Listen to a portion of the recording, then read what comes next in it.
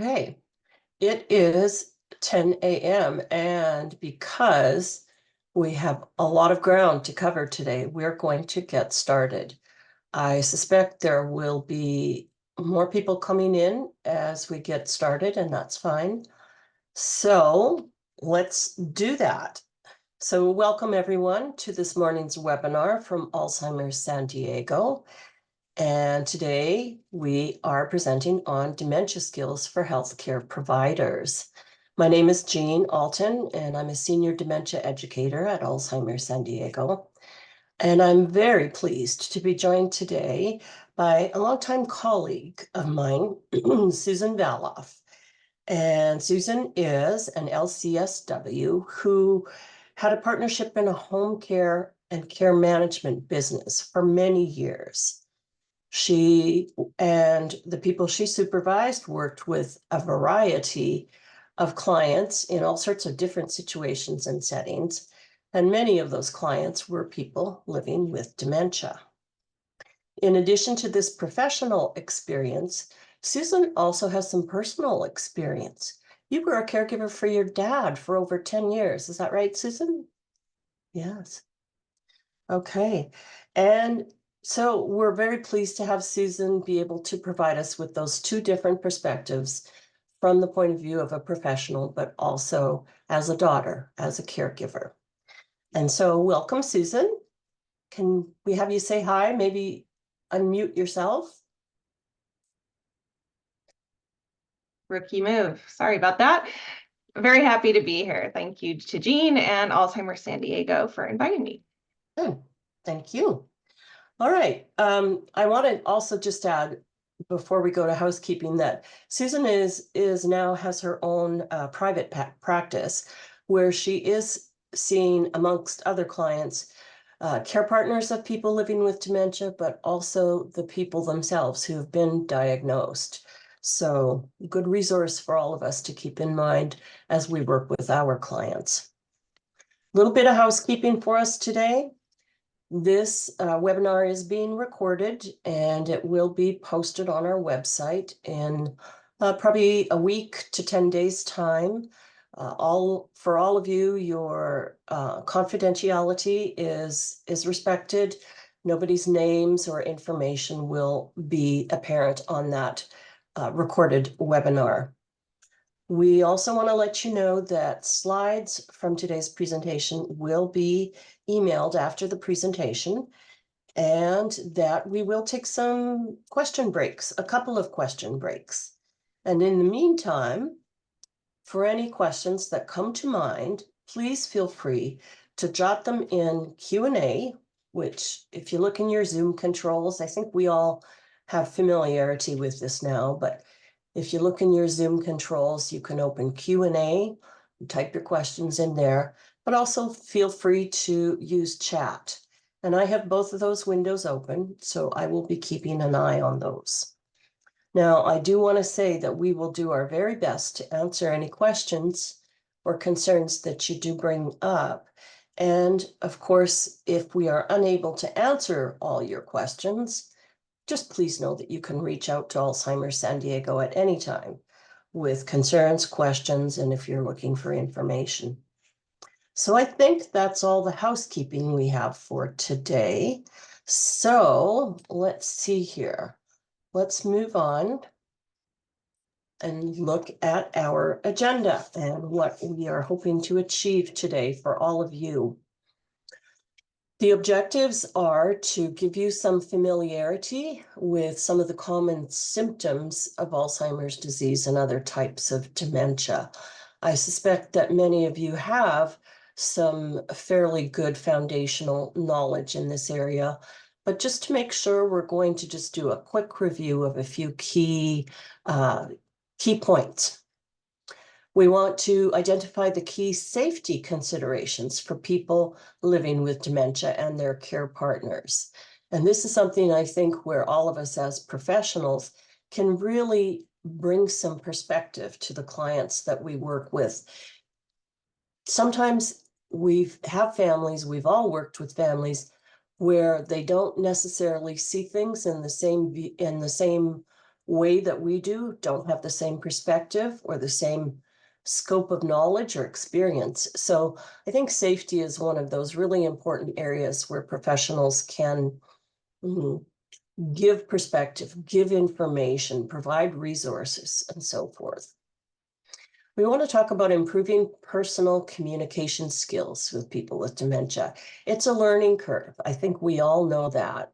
We don't necessarily intuitively know how to communicate successfully with people with dementia. It takes time and practice, and it's a never-ending kind of thing, a journey in terms of acquiring knowledge. We want to talk about some of the common triggers for challenging behaviors and how to identify them and manage them, and hopefully help to diffuse some situations and perhaps even prevent these behaviors from occurring. And lastly, we want to focus on how we can support the caregivers that are part of our clientele, the caregivers, the family members, the friends, those in the direct circle who are the care partners and caregivers living with the person with dementia. So that's the agenda for today. And it's a lot, so let's get started. And what I'm going to do here is go through these things fairly quickly, because I am making some assumptions that everybody's got, some knowledge in this area. So we just want to kind of define dementia, as it were, just to say that dementia is really, it's not a diagnosis, but we do tend to throw the word around as if it were. But in fact, it is a syndrome describing symptoms that are being caused by something that's going on medically in a person. And these symptoms and the medical condition are impairing cognitive function, interfering with normal activities. And some type of dementia is diagnosed when 2 or more functions are significantly impaired in day-to-day life. And that includes memory, which is very common, especially with people with Alzheimer's disease. It can include cognition, which is the thinking, the planning, reasoning, language, executive function, being able to problem solve. All of those things is cognition being impacted.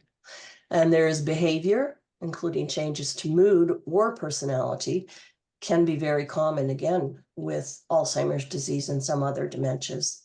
And then physical function is also being impacted beyond what we would see as a part of normal aging. So dementia, again, is that big term that describes these symptoms. And of course, as we mentioned, it's not a specific disease. There are many different types of dementia, and you've probably heard of and or worked with clients with some of these other types of dementia: Lewy body, vascular cognitive impairment, the frontal temporal disorders, mixed dementias, 2 or more dementias occurring in a person, and then others. So we want to drive home the point that a majority of dementias are believed to be caused by Alzheimer's disease, and the statistics are between 60 to 80% of dementias being of the Alzheimer's type. So that's giving us an overview of all of these kind of very basic things about dementia and Alzheimer's disease. And any other questions, if you want more detail and kind of to delve into things more deeply, please give us a call at Alzheimer's San Diego. I'm going to turn it over to Susan, and she is going to talk to us about how safety is being impacted by dementia and how it's impacting the people and their care partners. And these are all the important things that we need to pay attention to and potentially bring to the attention of the clients that we're working with. Oh, I'm waiting for someone to turn the page. That's me. So there are various aspects of functioning affected by dementia in the person living with the symptoms. So first, as Jean mentioned, memory can greatly impact somebody's ability to perform their regular tasks that they used to be able to do sort of effortlessly. And short-term recall in particular is affected, especially early stages. And rapid forgetting means that you may have experienced this with a client or someone you're working with, where they're asking you the same question over and over, even though you just talked about that issue minutes before. Cognition, as Jean said, is affected. Executive functioning includes making good judgments, being able to weigh the pros and cons of different decisions. Confusion and disorientation can occur, and people can have trouble tracking time. It sort of becomes a fluid thing, or they just don't have an awareness.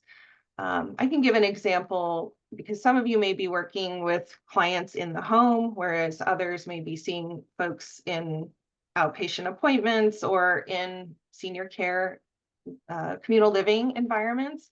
But in the home setting, frequently you'll see things like opening the door to a stranger who might come knocking, or having trouble with finances. That's often one of the first signs that you might see if somebody's not paying their bills and the electricity is shutting off, or they're having trouble balancing their checkbook. Behaviorally, you might see changes in that person's mood or how they present themselves. They may be quick to anger, or they might get very upset about things that used to just roll right off of them. People with dementia also can, have a reaction if their routine is disrupted, because it's something that's very familiar. And it also gets into that memory issue. If we come in and change something up, they may sort of forget where they were in their process and have to go back to the beginning. And then there are safety issues that come with physical changes in the body. So balance and mobility can be negatively affected. People can lose muscle mass just because of inactivity. And then changes in visual spatial perception can become evident. And you will frequently see this with somebody who's having driving problems, which we're going to talk about more a little bit later. But the families may come to you and say, gosh, my mom seems to have all these dings on her car, and we don't know why this is happening. She's always been a really safe driver. And then people living with dementia can have a decreased sensitivity to temperature and pain. So that's why we're going to talk a little bit more about always checking in about what's going on physically when you see a behavior that somebody might have, somebody who's not able to express it. We need to also be monitoring the environment to make sure that we're limiting exposure to things that could cause injury. Next slide. Just one moment. There. Okay, so speaking of the environment, there are some particular areas where we know problems can come up. And this is in the home setting, but also, again, if somebody's living in a communal living environment, these are things that the staff is typically trained. All of you working in those settings are, receiving training on how to help people with these environmental considerations. So the first, fall prevention. I'm sure everyone here has, had training in this area, but we need to underscore it because we know that having spatial relations problems and maybe forgetting to or being unable to tidy up one's home can lead to obstacles and cause a fall. And of course, once someone has a fall, they can break a hip or have another injury that then leads to more medical problems. So we really want to be proactive in preventing falls. Medications we're going to talk about more later, but there are a lot of problems that can happen if someone's managing their own medications and they are living with dementia. So it's important to have a safe system for medication administration, and we'll get into that more later. Abuse prevention, there's a stack of bills there because financial abuse is one of the biggest concerns for people with dementia, particularly living alone. They can be very vulnerable to people who don't have good intentions, and we'll discuss some ways to prevent that later. Driving, again, this is a real struggle because we live in Southern California, and people who are living alone, again, in particular, really rely on driving to get out, get their daily grocery shopping done, and also to be able to prevent social isolation, to get out in the world. But when we start to see problems with unsafe driving, there is a need to intervene. Firearm safety is another concern, whether the person with dementia is the owner of the firearm or if they are just in the home where they're living or in the senior living community where they're living. We want to really identify any firearms and take action to secure them. We will get into that more later. Wandering. I've heard many families say over the years, oh, my person has never wandered before, so we're not really concerned about that. But we know that wandering is always a risk. And so, your response to that can be, that's great, they haven't wandered, but we really want to make sure that doesn't happen in the future either, because it is a risk. And finally, caregiver stress. How is that a safety consideration? Well, when you are caring for somebody with dementia, I'm sure many, if not all of you, have worked with care partners as well as professional caregivers. It's a stressful job. There are many rewards, but there are also many stressors involved. To keep someone safe, to have the patience to answer repeated questions, to always be anticipating what comes next, to create a safe and stress-free day as best you can. So if that adds up and somebody isn't getting the right support, that's when we worry about abuse and neglect occurring. Okay, we're going to start to delve into each of these areas, and I will start with fall prevention. And as Susan mentioned, I'm sure all or most of you have had some training in fall prevention. And I think we all understand how important it is because a lot of things can be done to modify environments to lessen the risk of falls for people living with dementia. When we combine the changes in visual perception and the narrowing of the vision in people with dementia, along with clutter, clutter on the floors. I always say in our house, it's dog toys that are on the floor, with poor footwear in the home, maybe some of those slide-on slippers, and then throw in a few area rugs. And it's really all the conditions that are ripe for a fall. And I think many of us, certainly myself, have worked with families, with clients, where the person with dementia has started to fall and the caregiver or care partner has attempted to stop the fall, and both of them end up going down. And we've had more than a few over the years instances where the caregiver is the one that ends up injured and potentially in hospital with a broken hip or some other type of injury. So these are some of the basics I think that we have some pretty good familiarity with. We need good lighting. And, one of the things that maybe we can make suggestions to families on is some lighting that is down low, for example, under the cabinets in the kitchen, so that the floor is more easily seen. And all those shadows, especially that occur in the evening, are not so much of an issue in some of those areas. We want to remove the obstacles and the clutter, like the dog toys and the area rugs and those kind of things. We want to look at handrails and grab bars, particularly in the bathroom, but there are other areas of the home where it may be helpful to have handrails and grab bars. Floor coverings are really, really important, and lots of the little rugs and such that you can get are in fact really slippery and sort of increase the risk of a fall. And so we have to look at those things very carefully. We also, to the best of our abilities as we work with clients, want to help them maintain strength, flexibility, and balance. And there's all sorts of programs, and I think most of you know that, all sorts of programs out there. You can go online and find them, seated chair exercises, other kinds of exercises and movements and motion to go through to work on maintaining these areas of strength, flexibility, and balance.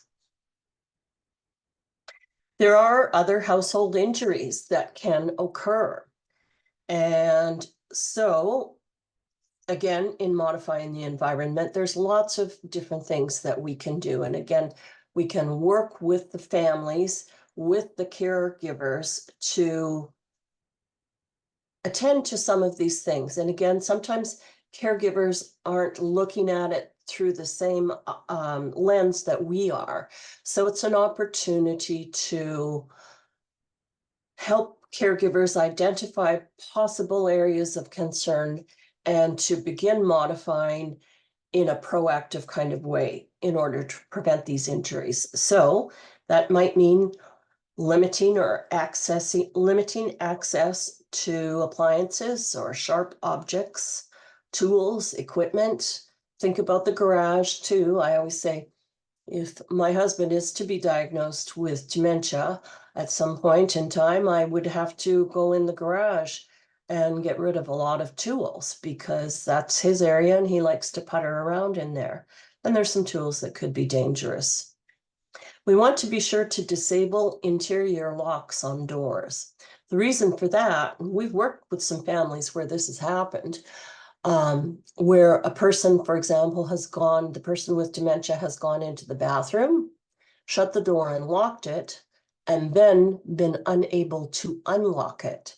And it brings to mind a situation where this is what happened.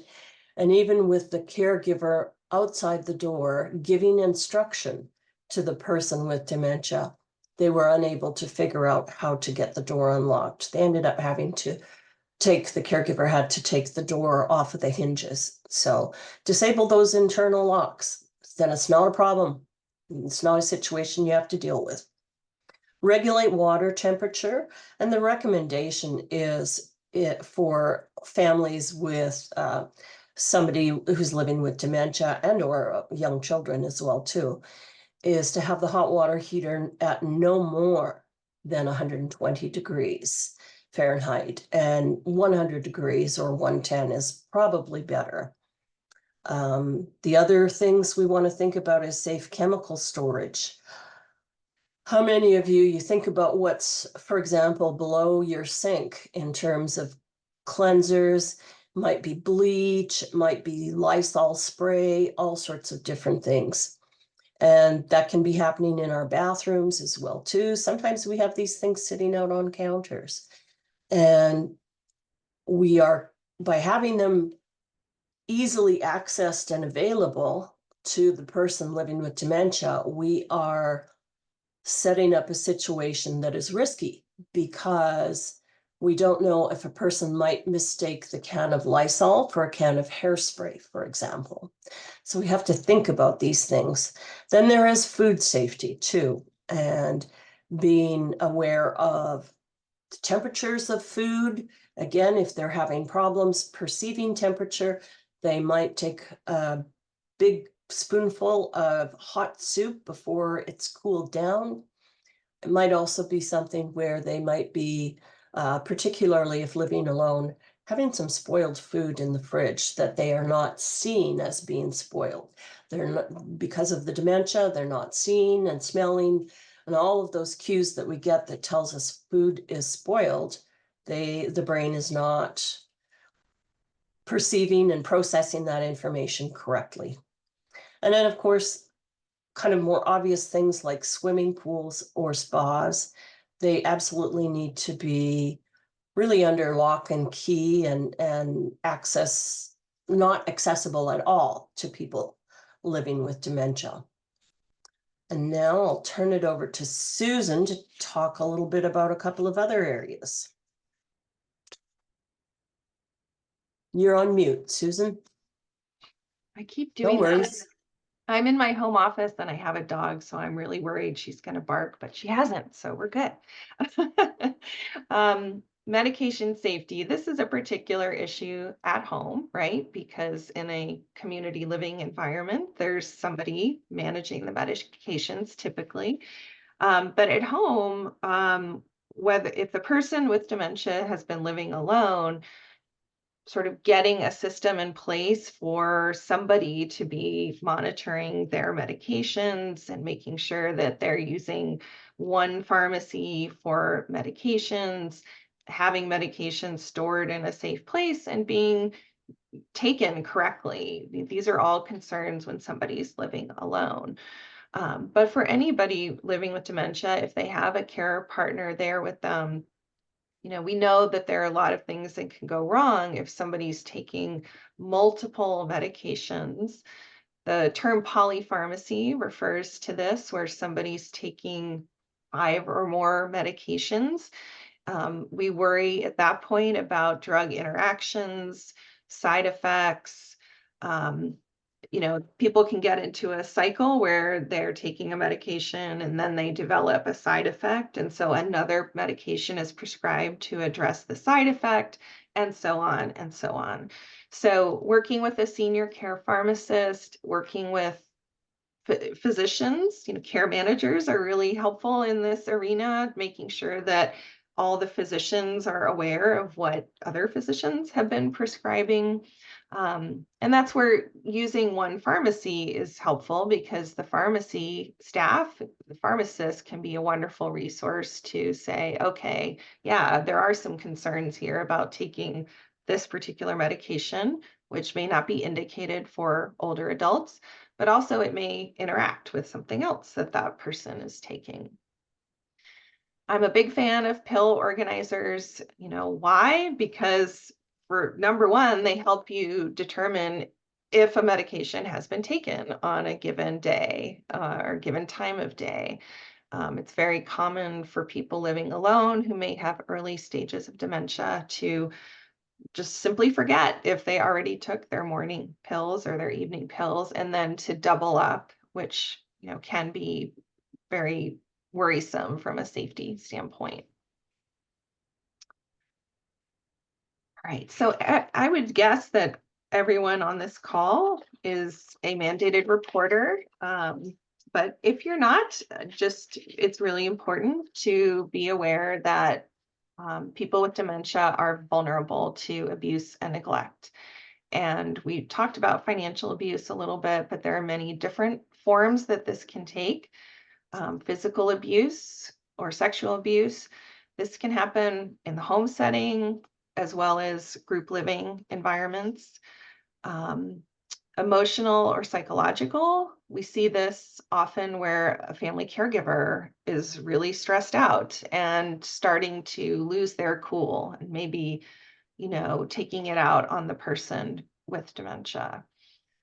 Undue influence is the phenomenon where a person with cognitive impairment can be persuaded easily to part with their belongings or their money because they're under the impression that that person approaching them is interested in them. And you see this with the romance scams online, or meeting somebody in a public place who suddenly is very interested in dating you. Or it can be family members. Unfortunately, there are many instances where a family member who's in desperate circumstances or just not high functioning or criminal, seeks to part that person with dementia from their money. Neglect or abandonment is where you're not providing the care that's necessary for that person. And this can happen in families where there's a lot of denial around the fact that that family member does have dementia, or family members can also see in their mind that a person with dementia has skills and abilities that they used to have, but it doesn't really match up with their current state of being. So, for example, my dad's always been able to do that by himself, not recognizing that their father's changing. So that unfortunately is a type of neglect, and also not having the appropriate level of care in place in that home setting. Self-neglect is where somebody who is living with dementia refuses help or minimizes the amount of help that they need. You may have heard the term anosognosia, which is basically the person with dementia doesn't recognize their own limitations. And so they may be self-neglecting because that's part of the disease. If it's Alzheimer's, for example, is that that's one of the symptoms, is they don't understand that they have these impairments, so they refuse help.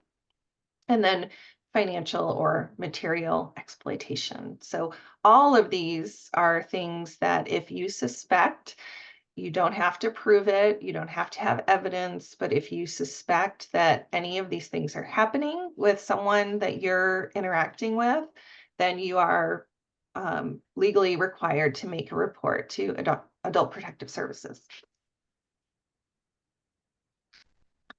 Okay, driving.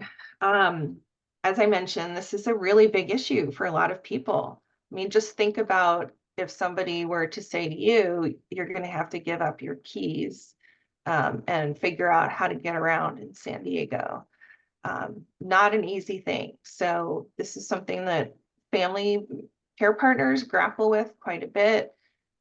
Frankly, doctors who, are supposed to contact the DMV when there's a concern about a patient's ability to drive. Many doctors don't want to wade into those waters either because they worry about spoiling that doctor-patient relationship because it can cause a lot of resentment.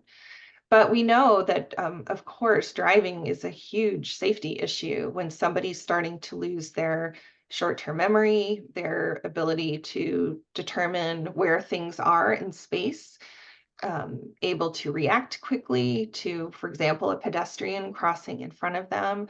So, the results can be tragic, not only for the driver, but for the people who happen to cross their path. So it's really important. Driving is not a right, it's a privilege.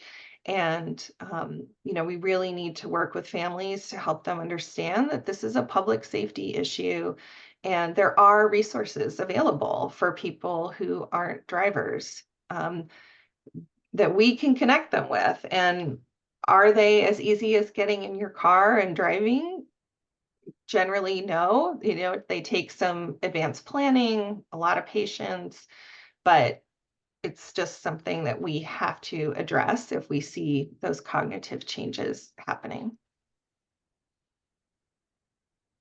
Similarly, firearm safety is a risk to the person living with dementia as well as anyone coming in their radius. So if they're living in their own home or even in a, for example, an independent living setting, if we know that somebody has a firearm, then we need to address that. And I would back up and say, part of your assessment, if you're working with somebody who has dementia, should always be asking about firearms in the home.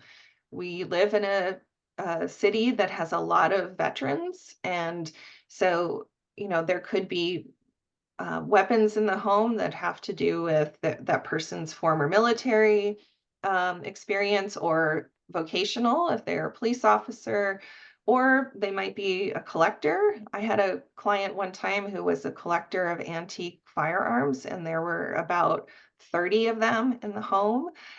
So, you know, it's something that hopefully, if there are family members involved, that a plan can be worked out to transfer ownership, relocate the weapons to maybe another relative's home, or sometimes you can have the police department come out and help remove them from the home.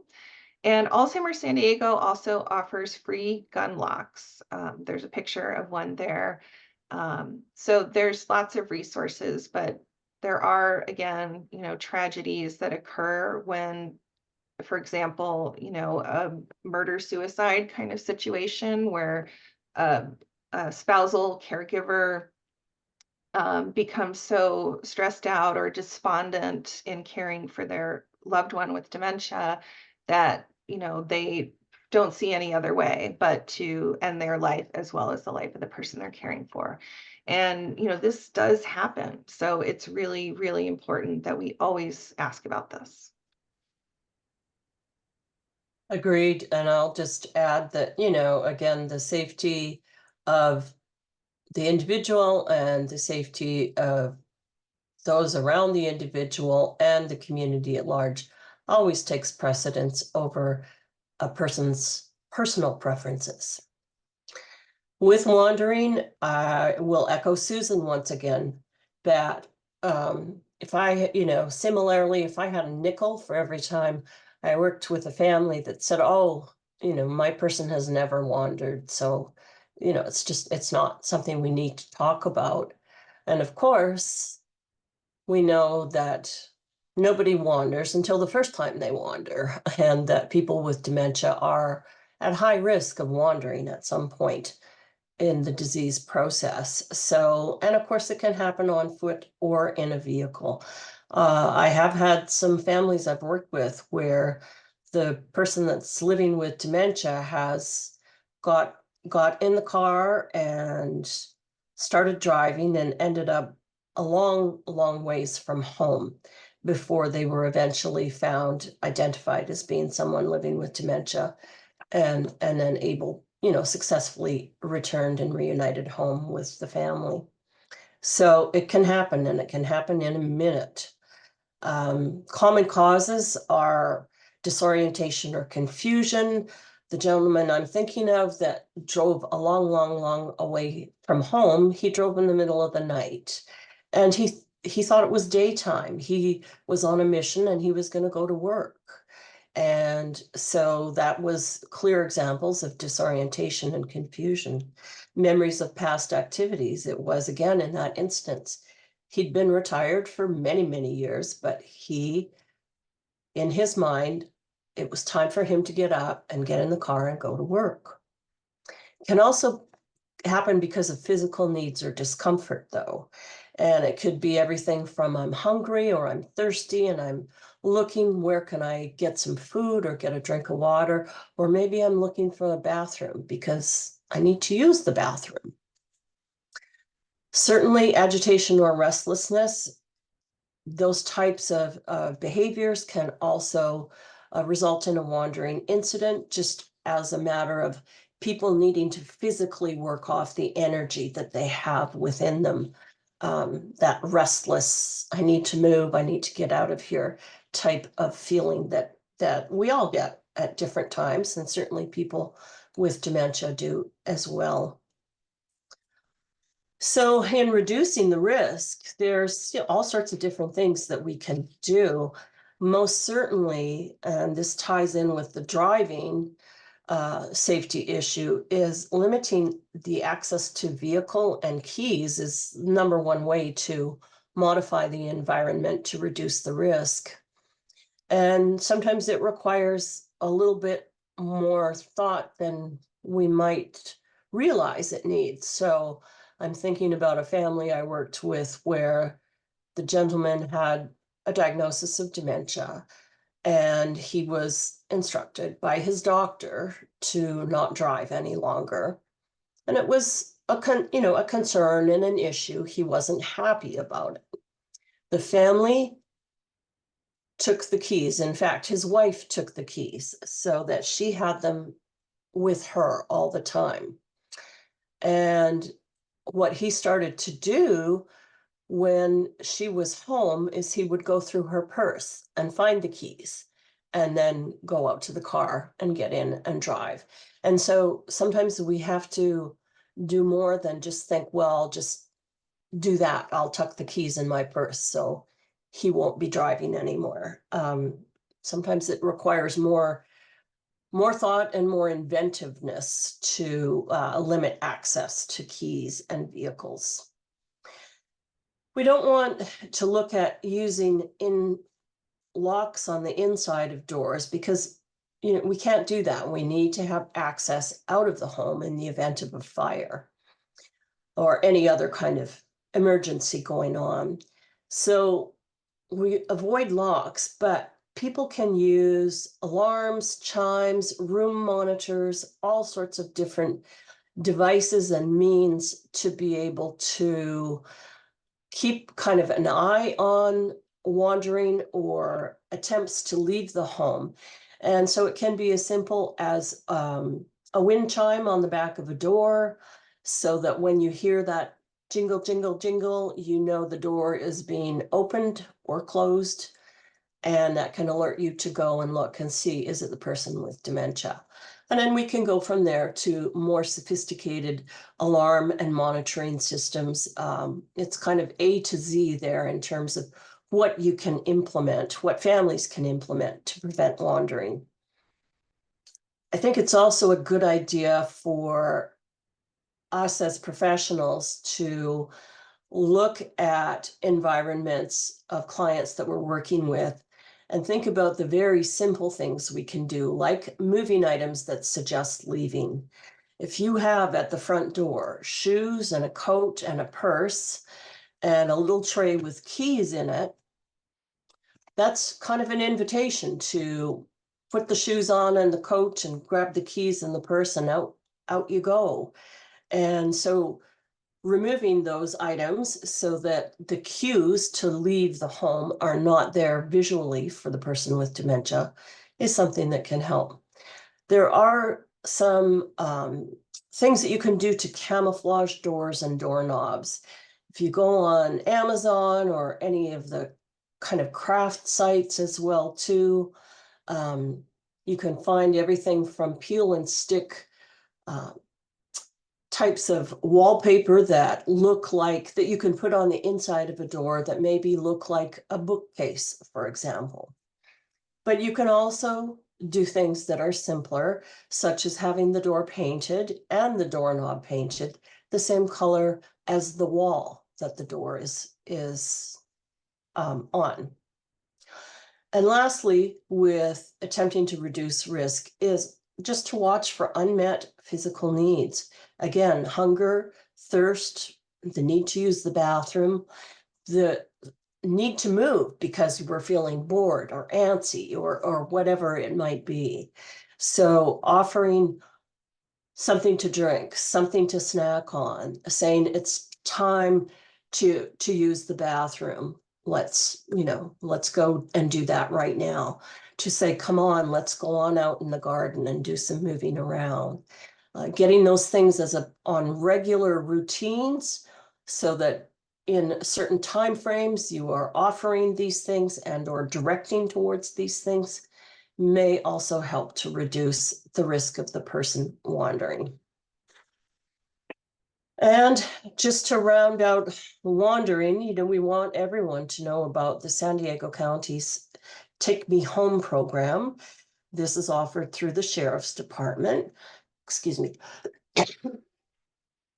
And it is a voluntary registry, and there's no cost to any of it. And families can go in and register their person living with dementia in this program, and information is kept confidential. It's a database that is accessible only by law enforcement. And it has all these different things in it with demographic information, photograph, vehicle information. Very interesting and very good is fears and sensitivities and behavioral issues. Excuse me. so that if a person with dementia wanders at some point in time, families can call 911 and report their person missing and say, my person is registered in the Take Me Home program. All right, we're going to pause for a moment for questions. Does anybody have questions they want to pop into Q&A or chat?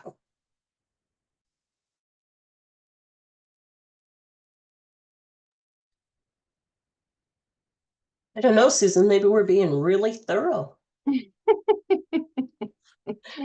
All right, well, don't hesitate, folks, to pop those questions into either of those areas, okay? Okay, so we're going to move along here, and now what we're going to start talking about is how we can improve our own personal communication skills with a person with dementia, and how we can model that behavior and those communication skills to the care partners, the family caregivers that we work with as well. And so, what we know is most people with some kind of dementia are going to have changes in communication, both in terms of what they can take in and process, and also in terms of what they can put out in terms of their language and responses. These changes in communication are a part of the disease process, and these are some of the things that we see happening in folks with dementia. They're having trouble finding the right words when speaking, and we're starting to see oftentimes fairly big gaps in communication. It's not just one word that they might be having trouble with. It might be a phrase, a large part of whatever the conversation topic is. They are not able to bring forth or identify and then speak. And so it results in this very kind of stilted conversation that has large gaps and large amounts of information missing. So right away, the person with dementia is trying to tell us something, and we're having trouble understanding what it is and what this story is about. And then further, people with dementia are also having difficulty understanding the meaning of written and or spoken words. So sometimes we're attempting to help them with this problem with communication, finding the right words. We start to give them, are you saying this, this, and this, or is this the word you're looking for? And then we give them the word. And those things can sometimes be helpful, but they can also sometimes just make it more confusing and difficult to follow because they're having problems understanding and processing the information that's going back and forth. People with dementia often have problems paying attention while speaking or listening, easily distracted by sounds or visually by things going on. Might even be by just something going on within themselves that all of a sudden they feel they're hungry or they need to use the bathroom.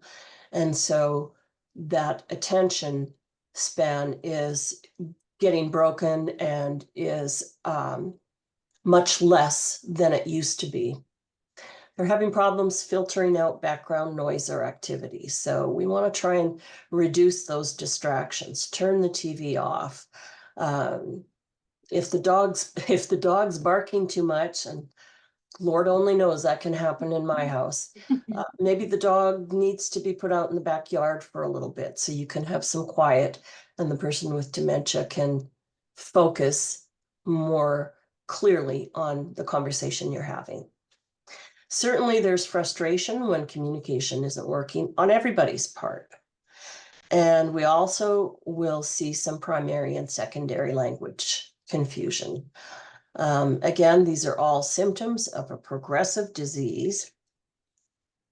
And so we want to just remind all of us as professionals, and again, this is some of the things that you can use while you're working with your clients and also to model as behavior for care partners. that communication is much more than language. And it's actually a really important part of communication with people with dementia, from my perspective. We need to think about the tone we're using. Tone tells a lot in terms of how we're speaking with one another. People with dementia retain some remarkable abilities to rely on and successfully use all of these things that are not language. And so tone, facial expressions, posture, how we're using our body language and movement, our physical interactions, and our behavior. We can very quickly communicate being irritated or annoyed just by using a certain tone and starting to talk quick and clipped in a clipped voice and showing frowns and other facial expressions and kind of moving our body more abruptly versus slowing our rate of speech down, opening up, smiling, making eye contact, those kind of things. So this is very important stuff. And we have to remember that we need to connect with people. And how we connect with people is we start with eye contact and we maintain good eye contact. How many of us all do this in both our professional roles and our at-home family life, are with our phones like this and talking to people that are there, but we're looking at our phones, and or we're doing other tasks while we're talking to the person. And I just encourage everybody to just stop doing those things. Put the phone down. When you're going to talk with and connect with a person with dementia, do so intentionally. Be in front of them. Make that eye contact. Have that physical position that's not in their space, but it's showing that you're present and with them. Offer an introduction. I think of family I worked with, and I always said these daughters got gold stars all around. They had a parent living with dementia. It was 3 daughters. And the parent was starting to have problems knowing which daughter was who, recognizing their faces. And they were a smart bunch of ladies, and they very quickly figured out that when they would go see the parent who was living in a memory care facility, the daughter would go in and in this case would say, "Hi, Dad, it's Jean. It's me, your favorite daughter, and I'm here to have a visit with you today." So identifying to Dad that he was Dad, they were daughter, giving their name, Jean, and giving a little context. It's your favorite daughter. And that's an introduction, and that's a positive introduction. Again, pay attention to your tone and your volume and allow plenty of time. Whatever it is you are looking at doing, I would say budget at minimum of twice as much time as you would have prior to a dementia diagnosis, but also maybe 2.5 times. And as professionals working with clients, we're aware of that often. And again, that's something that we need to model for the families we work with so that they can incorporate that into their routines. And lastly, just consider other ways to communicate with the senses. All sorts of different things we can do. I'm sure many of you have heard of Teepa Snow and the positive approach to care. And these are some of the things, in addition to other areas, that she talks about, educates people on, and in a really effective manner. And if you haven't ever gone to watch any Teepa Snow videos, I would encourage you to do so on YouTube. And you'll see she, does sometimes some role play examples, but sometimes it's working with real clients. So Teepa Snow. All right, what else do we need to do? I guess one of the things we say often is actually talk less and listen more. So use short, clear sentences. Keep instructions simple and limit choices. 2 choices is plenty good. Repeat questions and information when needed. Try to repeat it in the same way as you did the first time. We have a tendency as human beings to start to over-explain if we feel people are not understanding what it is we are asking them to do. And over-explaining is not successful with people with dementia.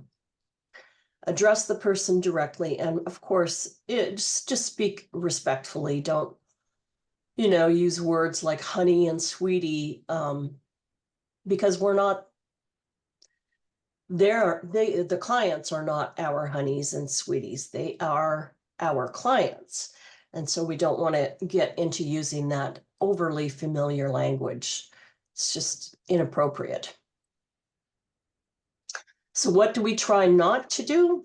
We try not to argue or correct. It doesn't serve a purpose. If you've ever gotten into an argument or a back and forth attempt to reason with a person with dementia, you know that it doesn't work. And all it does is serve to fuel frustrations in both participants. There's no point to reminding the person that they forgot. They have a disease. It is dementia. Forgetting is a part of the disease process. What purpose does it serve to remind them that they forgot? It's not something that they can change or have control over. And in a similar vein, don't question or quiz their recent memory, because again, that's not something they have control over. If they remember something in a way that's different from what happened, so be it. Mm-hmm. And most certainly in any circumstances, really try your best not to take it personally. Sometimes people with dementia, because of the changes in executive function in the frontal lobe, are saying things that may be hurtful, that may be offensive, that may be all sorts of other different things. And again, we need to give them more grace because of the diagnosis of dementia. Yeah, and I would underscore that. Just, I think the difference between a professional who really works well with people with dementia and someone who cannot last in that role is this point of developing this kind of knowledge so that when somebody says something potentially hurtful, that you can, be like a duck and let it roll off of you, because it's not about you. It's about the disease process. Absolutely. Susan, I'm going to let you wrap up here with communication, and then let's talk about some other things. Absolutely. So we just learned what we shouldn't do. So what should we do when we're interacting with someone with dementia? First thing is just think about how you're phrasing your statements and requests. So instead of saying, don't do that, say, can you please do this? I mean, how many times does a person with dementia hear no or don't do that in a day? Probably a lot more than we would want. So keeping things positive. And these last 2 points go together. So there will be times where the person you're working with will say something that's patently false.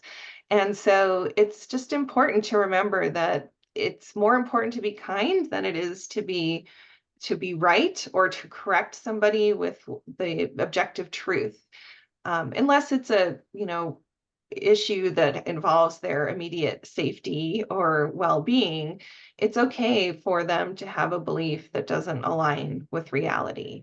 And we can make our peace with that as family members and, just try to remember this is, how would we want to be treated, first of all, if we were the one living with dementia? But just remember, the big picture is that we want to live to act generously and to forgive, and also understand this is out of their control.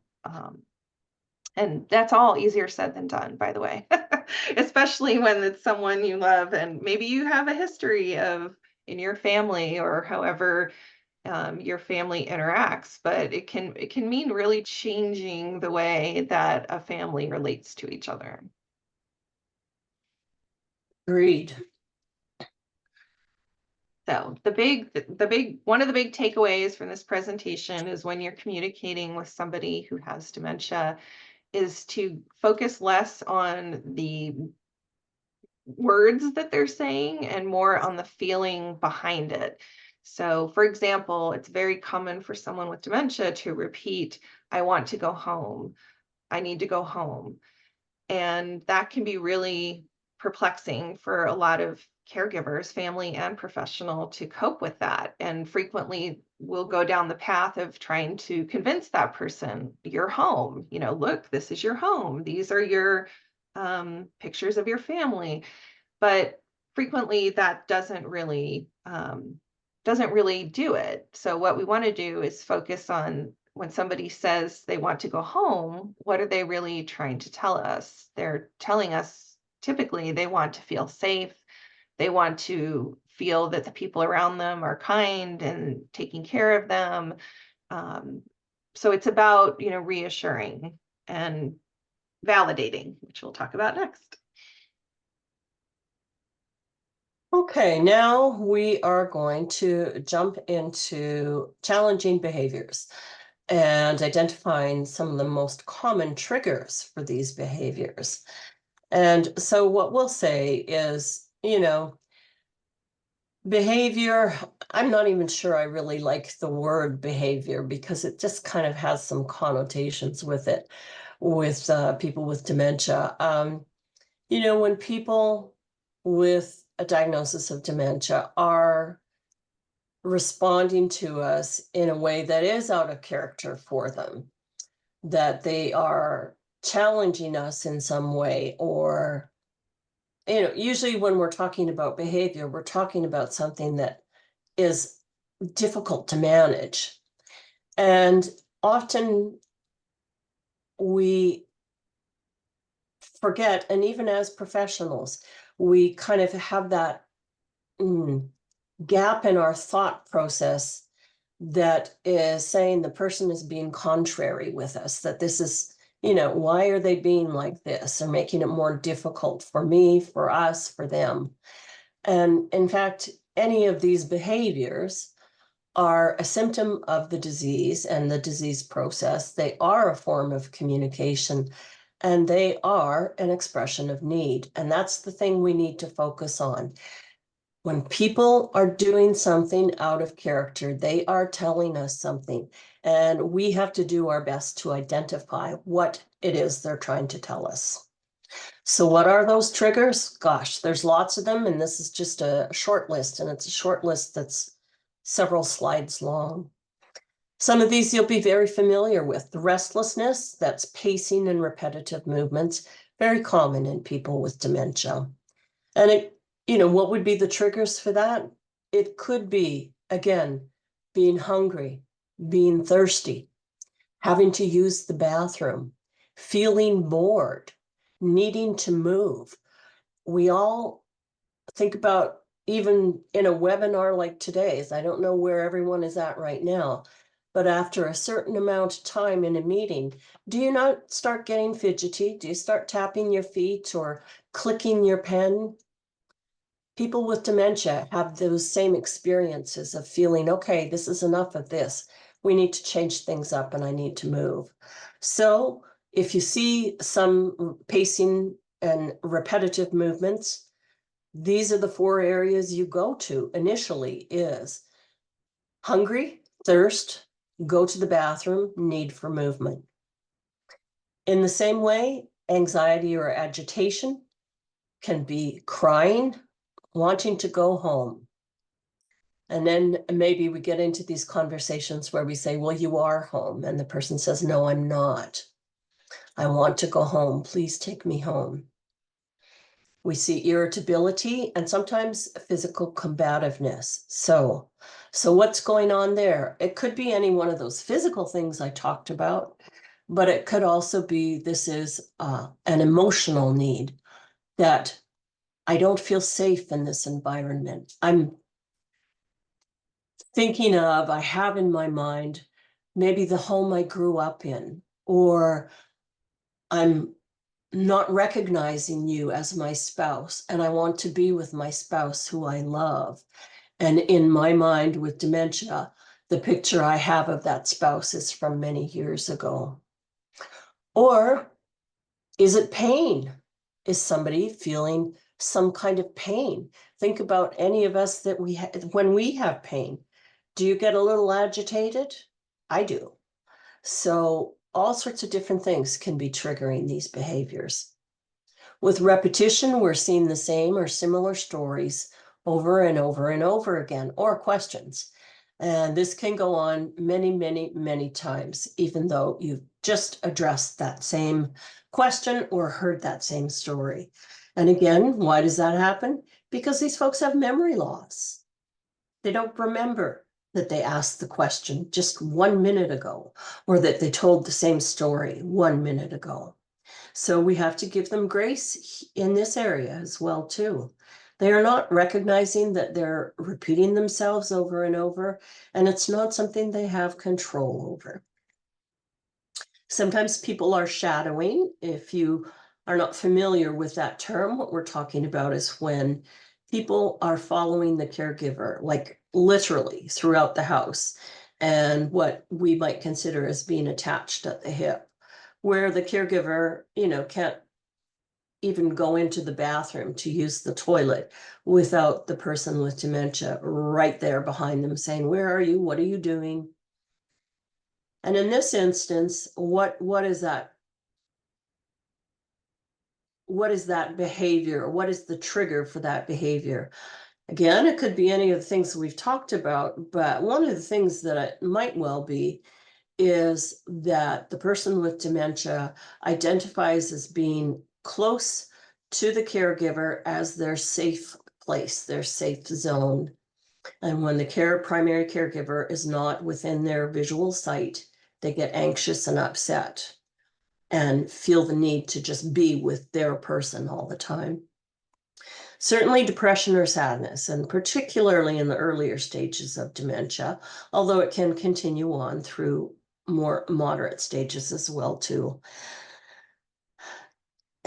I think probably most people, when they are diagnosed with some type of dementia, are going to experience depression or sadness as they are processing that information.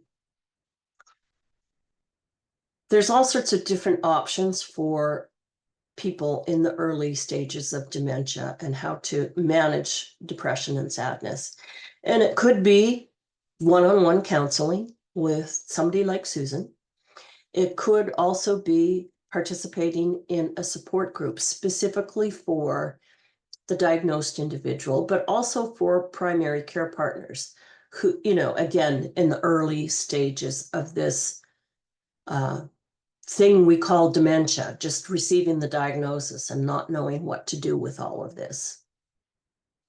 Most certainly as the disease progresses and in later stages, we can see behavioral expressions of depression or sadness through tearfulness, through loss of appetite, loss of weight, lack of interest in activities, just becoming more and more apathetic.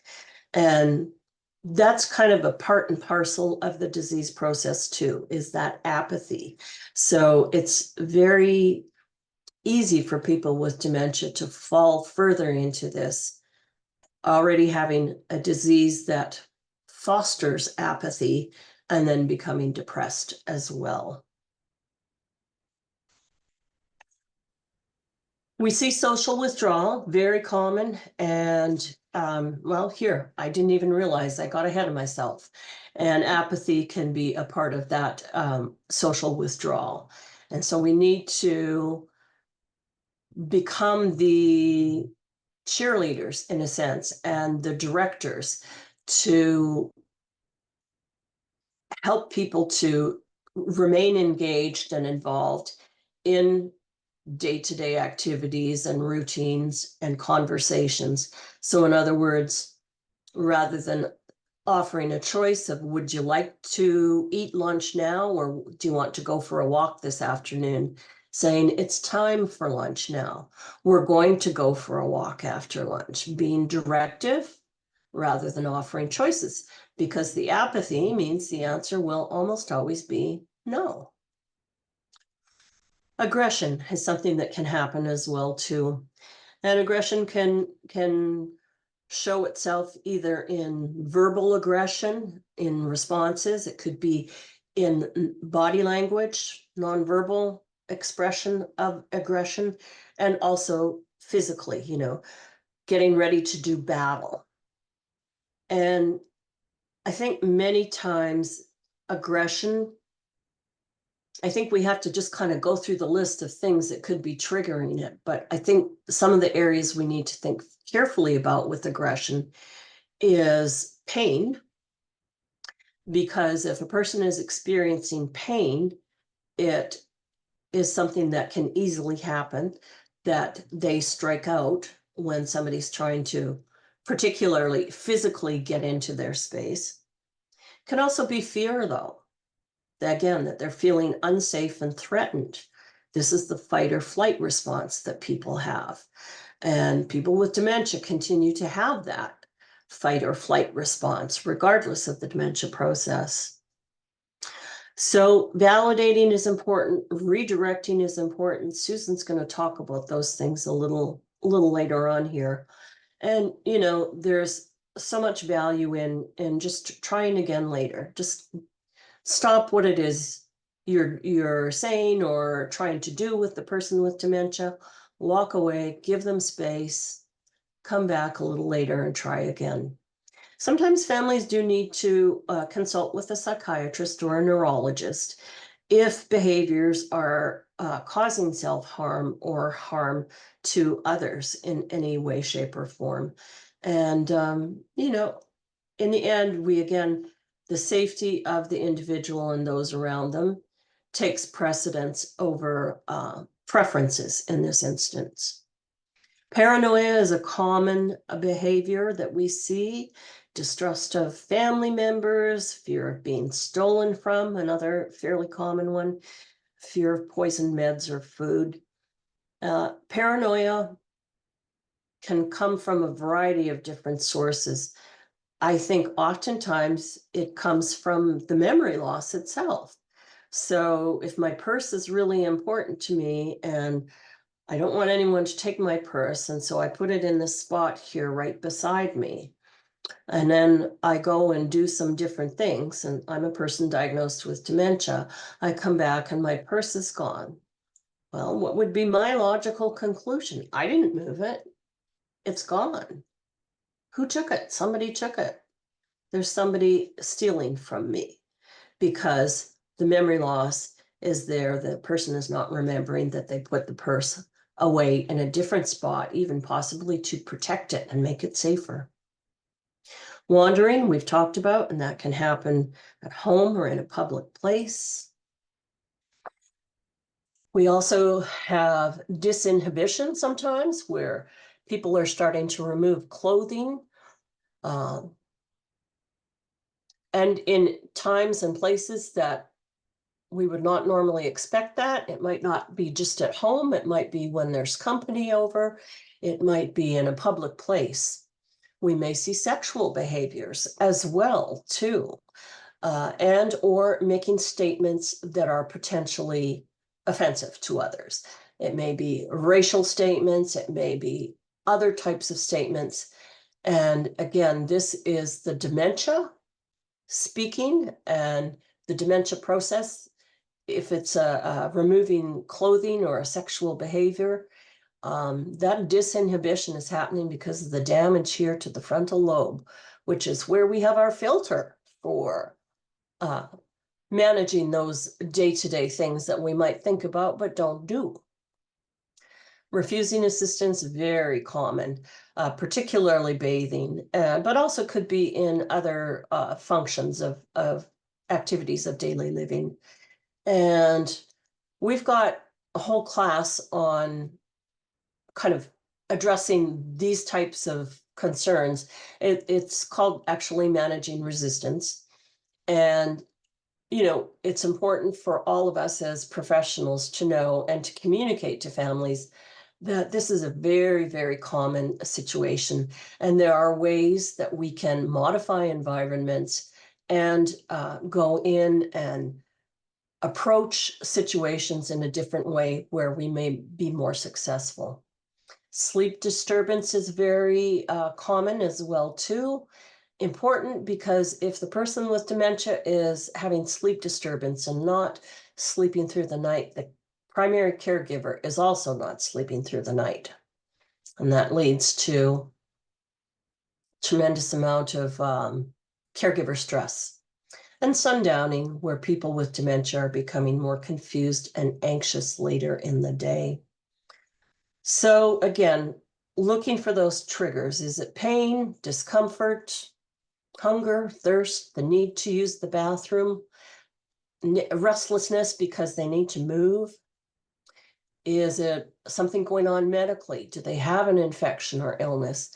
I'm pretty sure most of us would be familiar with a person with dementia experiencing a bladder infection who is displaying some behaviors. And oftentimes those bladder infections, the symptoms go kind of under the radar until we see that there's some agitation and upset going on, in addition to maybe suddenly becoming incontinent. But it could be other things going on medically. And again, we need to look at the emotional aspect of things. Are they feeling fearful, unsafe? Are they frustrated? Frustrated by the limitations that they are experiencing, but unable to put a voice to that. And of course, environmental could be unfamiliar surroundings. It could be sensory overload, and absolutely it could be caregiver stress. These are all the things we have to think about. It's a lot. It's a big role for us as professionals to take on, to try and understand and know more about those triggers, but it's something that's very important, and it can enrich and change the way we do our work on a day-to-day basis with clients. And it also can be very valuable to families in how we model that behavior, the way we approach things and manage situations. All right, you are on, Susan. Yes. I think somebody had there's at least one question coming in about a specific behavior and how to respond to it. And I know we're going to be a little bit short on time. So this section is kind of in general, how do you respond to behaviors that might be labeled challenging? And if we don't get to the specific behavior that you've brought up, again, please reach out to Jean or Alzheimer's San Diego. But generally speaking, this is a model you can use for responding to behavior where somebody's doing something atypical. So number one, assessing, as Jean just said, is there something going on for them physically that we can address, which might eliminate that behavior if they're cold or if they, have to use the bathroom. And then you can also look to see, is there something, if you were able to rule that out, you can move on to, is there something going on emotionally that we can address? And that's where the validation comes in, which is, again, looking beyond the actual words the person is saying and trying to interpret what emotion are they trying to express to us. What is it? Sadness? Is it anger? Is it frustration? Is it loneliness? And then naming that emotion is part of validating, and then providing reassurance is typically how that validation will go. So, for example, I can see that you're feeling really frustrated. Did I get that right? And then waiting for them to respond. Yes, that I don't like feeling that way either, or I can understand why you're feeling that way right now. What can we do to help you? So the validation piece is so critical because we often hear in training that it's important to redirect people who are engaged in behaviors that are undesirable or maybe even self-harming. We want to redirect them, redirect them. But unless you validate the behavior, you are going to have a hard time redirecting that person because think about if you have a need that you're trying to express and the person you're talking to or trying to communicate with isn't getting it. It's really hard to move on to the next topic, isn't it? Because you haven't been understood yet. So next slide, Jean. Yeah, so we want to be calm, we want to be reassuring, we want to try to have our facial expression and our body language reflect that. And it can be really hard. I mean, especially if you're a professional caregiver or family caregiver and you're into your 8th hour of, caring for this person is, it's really easy to say you should be calm and reassuring. It takes a lot to do that. So I just want to acknowledge that. But we want to do our very best to communicate understanding and empathy and take the time to respond to those feelings before redirecting. Next slide. So we're going to start rounding things out here by talking about how we can support the caregivers of people living with dementia. And I just want to respond to a chat that asked, do we have at Alzheimer San Diego, do we have behavior tip sheets available for use? And yes, we do, on behaviors, on a variety of behaviors, everything from bathing to wandering to agitation. We also have a great tip sheet on communication skills, and you will find some of those on our website. So have a look. I think it's under the About Dementia, under that tab. But also you can call us or email us, and we can get those out to you by email or by mail as well too. All sorts of good information that you can share. You can use yourself, but also that you can share with families and other caregivers that are involved with the client. So don't hesitate with that. This is just a quick slide on some of the latest numbers. This is from the Alzheimer's Association 2024 Facts and Figures Report. And I just would encourage everyone to go online and have a look at that if you haven't already, and just look at some of the general numbers and the general trends. It's helpful information, I think, for all of us as professionals, thinking about where we are today and where things are going in the future. And so I'm going to turn it back over to Susan to talk about the family-centered approach. Yes. So briefly, what we want to do as professionals is not look at the person with dementia as living in isolation, right? Because we know that Alzheimer's and other dementias affect the entire family. And however that person defines their family, whether it's biological, chosen, or a support network of friends and neighbors who are there caring for them. So we are working with all of these folks, and we're really trying to engage and to educate. Somebody had asked in the Q&A about how do you educate different caregivers who may come from different backgrounds and have different understandings of dementia.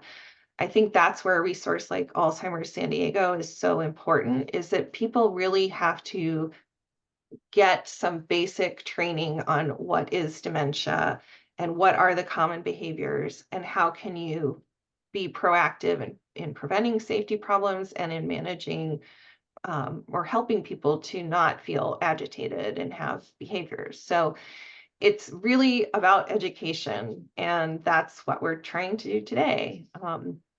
And of course, we need to look at every family system in terms of, what are the norms within this family? How do they typically communicate? Who are the assigned caregivers? What are historically the preferences of this client and the family? What are their cultural and religious practices? So we need to take all of that into account when we're recommending education and interventions.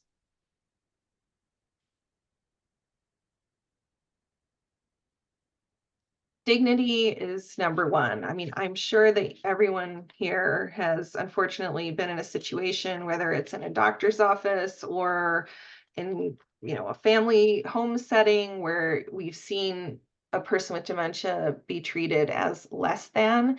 And there's so much that we can do as professionals to make sure that the person living with dementia has a chance to speak, to make their preferences and their perspective known, and that they really do feel equal to everyone else in the room, or even more so, if it's an appointment about them, that they get to talk first, and that the professionals are addressing them directly while also answering family members' questions.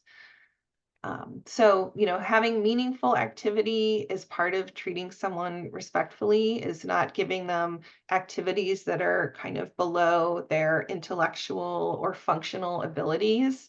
So we want to try to tailor our responses to who that person is in terms of where they are in the disease process, but also, what were their interests in their previous life? What kind of profession were they in? So doing our homework and really understanding who this person is as an individual is really key to that. Okay. So we're getting close here and we've got some time for questions. So, and I think I'd like to put these to you, Susan. This is in Q&A. One of our attendees said we discussed shadowing, but I did not hear how we can manage that, because this can be something that results in the caregiver being very frustrated. So what would be your suggestions for that, Susan? I would want to explore a little bit more to get some more information about when is this happening? Is it a certain time of day? We talked about sundowning and how some people can feel more anxious and agitated in the afternoons and evenings.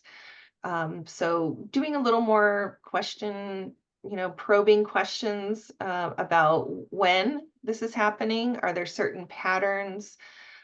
If it's more of a, this happens all the time kind of situation, then I would be talking to the caregiver and also the doctors involved to figure out what kind of behavioral interventions we could do. In terms of, for example, if a person's following you because they feel anxious, what are some things that we can do to address the anxiety? So, what are things that help all of us with anxiety? Doing some breathing, maybe some stretching together, maybe looking at family photos and just kind of engaging in a very comforting, familiar activity with somebody, maybe aromatherapy. There's all kinds of things that might help any of us to feel less anxious. If those things aren't working, then I also think that's where the doctor comes in to say, hey, we've been trying this, that, and the other, and my person is still really anxious. Is there anything that we can do medication wise to help manage some of that anxiety? So those are some just initial thoughts, but again, it comes down to sort of doing an analysis of that particular home and what's going on with that person. I would agree. And just to add that, anxiety it's a terrible feeling. I'm sure we've all been anxious at some point in time. It's not a good feeling. We think about our people living with dementia. I suspect that many of them are anxious a lot during the disease process. And, it's a quality of life issue, that we want to do, just as Susan said, all that we can to try and address that anxiety and try to reduce it. So an important area to pay attention to. Yeah, I heard one expert describe living with dementia as being in a constant state of fear. And I think that's really a useful thing for us to keep in mind. Like, Yeah, it's not, like you said, that's not quality of life. So we no, need to do what we can to help with that. yeah, I totally would agree. This is one that will be in your wheelhouse. What are the best ways to communicate with each caregiver in a multi-caregiver home about the patient, the client's needs and changes in their condition? You've done this kind of work. What's your thought? Wow. How much time do we have? Oh, I think it starts with an assessment. Maybe you meet individually with different, I'm assuming this is family caregivers, so I'm just gonna go with that. But um, meeting with them individually, sometimes just to get an assessment of what is their understanding of dementia and where can we supplement their understanding with some continuing education. So that's one thing. I mean, you might have a family caregiver who's a nurse by training and another one who works, in the arts, who has, very little exposure to people with dementia. So, tailoring the education, recommending certain classes to them, like through Alzheimer's San Diego, or books that might help them expand their knowledge about Alzheimer's, for example. But I'm also a huge fan of family meetings to, for example, if you're a professional and you've done an assessment and you have a plan that you're going to recommend for this individual living with dementia, to get all the family members or caregivers who are involved in the same room or on the same video call together and just review, what are the strengths of this person? What are the areas where they're having some challenges? And then what are your recommendations? And let everybody ask questions, and then everybody hears the other people's questions. So everyone's hearing it all at once, and hopefully there's a spirit of community and shared connectedness that moves forward from a family meeting as well.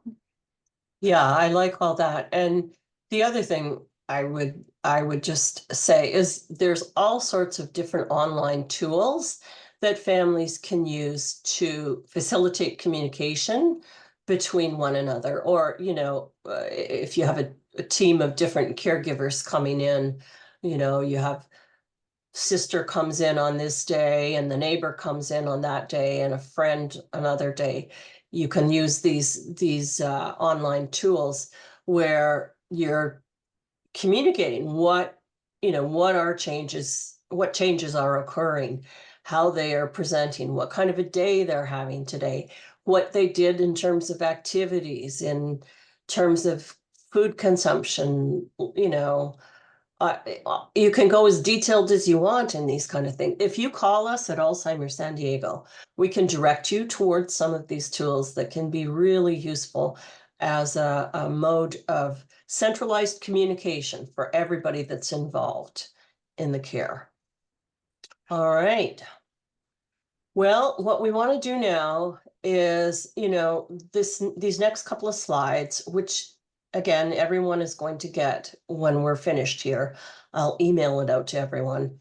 These are just giving you the websites of some of these programs that we've talked about and some additional resources that we want you to be aware of and that you can share with the families that you work with.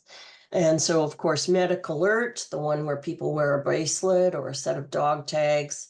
There's also other ancillary items that can be used.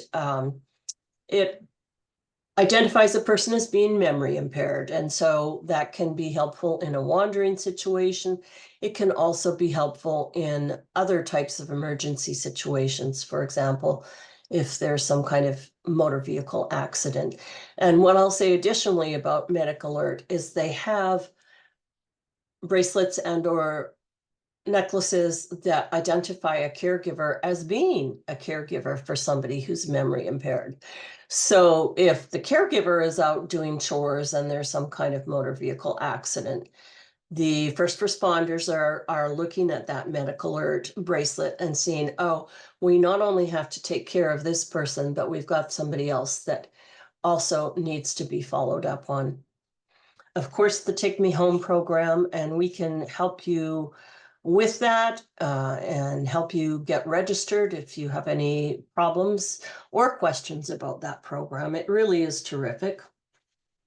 And of course, call us for other resources on safety and wandering and behaviors and managing them, and tips and ideas on how to change our approaches and the way we communicate, and all of that other good stuff with regards to safety, on medication, gun locks, driving, all of these different issues that come up.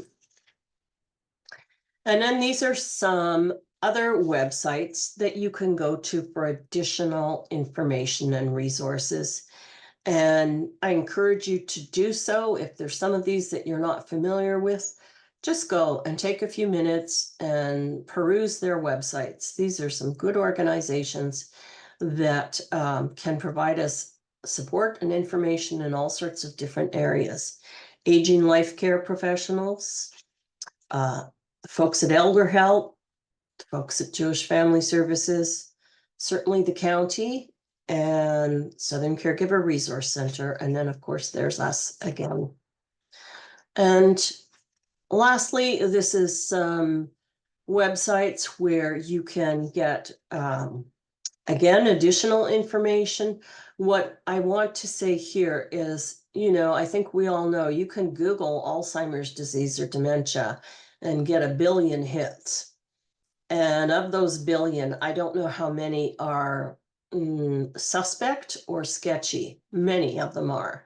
It's really important that all of us, when we are looking at getting information, get it from trusted and true and vetted sources. So these are some of them, and we certainly can get you information on others as well too. So the takeaway here is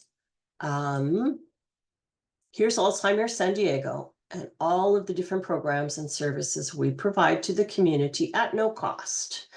And we are a local and independent, not-for-profit organization. All of the fundraising we do, the monies that are raised stay here in San Diego to support these programs. We do have our Walk for Alls coming up here in October, not too far away.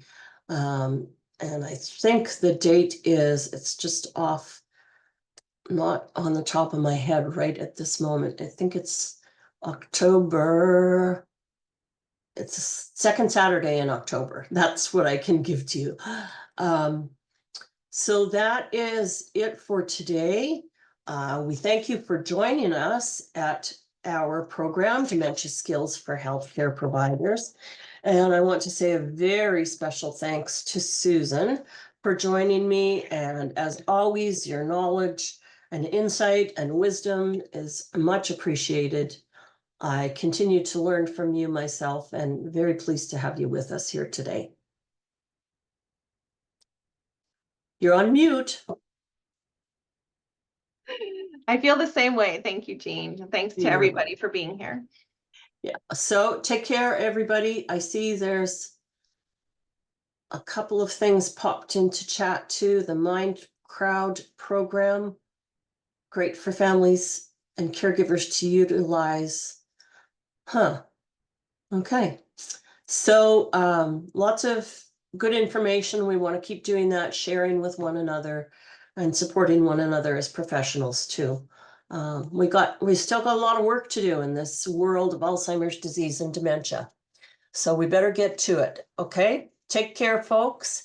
Thanks for joining us, and we'll see you again. Bye.